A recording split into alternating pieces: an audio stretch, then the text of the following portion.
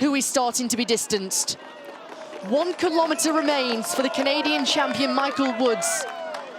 He's going in search and in pursuit of his 3rd Vuelta a España stage victory. Meanwhile, it's Danny Martinez who has turned the screw, turned the tap, and he's lit things up here at the front, and Yates is starting to struggle. 8th overall in the classification of 5:30, and this is early to see the man from Bury, England, start to get dropped.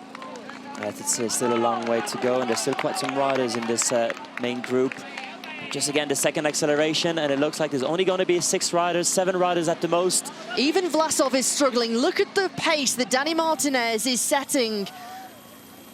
Looks to be like Landa. Michael Landa is also struggling. Shkel Moser is caught on the wrong side. Here's the red jersey and David Godju. Felix Gall is waiting for Ben O'Connor, number 51.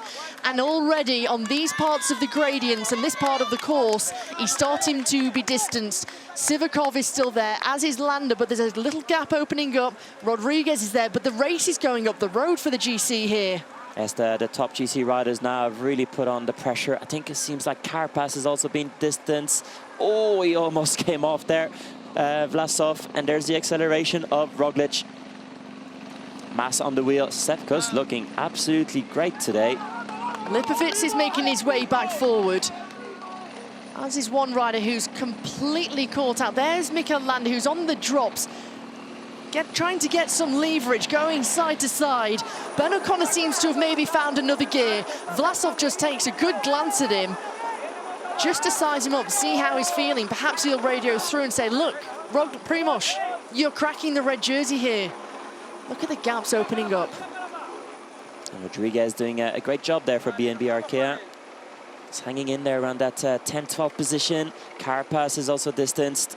Dunbar's there, great ride from the Irishman, already a stage winner in this Vuelta. There's Shkel Moser for a little trek, and in the white jersey, number 26, that's the young rider in the white jersey, Carlos Rodriguez for the Ineos Grenadiers. So he could be losing this jersey again today. A big battle there between Lepitz and Rodriguez. Only 6 seconds between Lipovic and Rodriguez. As it currently stands, Lipovic will be moving back into that jersey, the young German. Landa's doing a good job to try and salvage something here.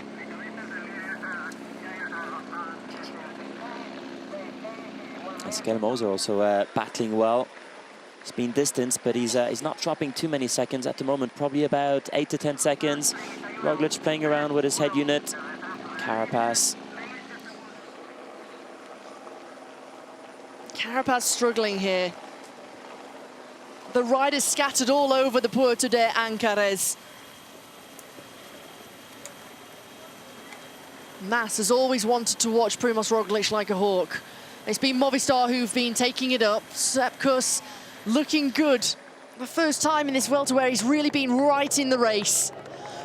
But the man at the front of the race, the man who's going to win his 3rd Vuelta a España stage, is Michael Woods, the Canadian champion. He thrives on these steep gradients. He found his way into the breakaway alongside his teammate Dylan Teuns. He took his chance, he took his opportunity. He had to watch a lot of attacks that were going up the road. He kept himself cool, calm, collected.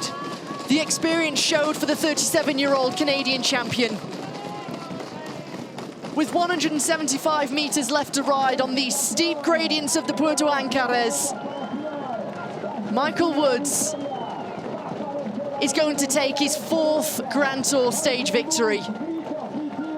A rider who thrives in the Vuelta, thrives on these steep gradients. And on stage 13, as he takes a look over his shoulder, Mike, there's no one behind you. A wonderful performance.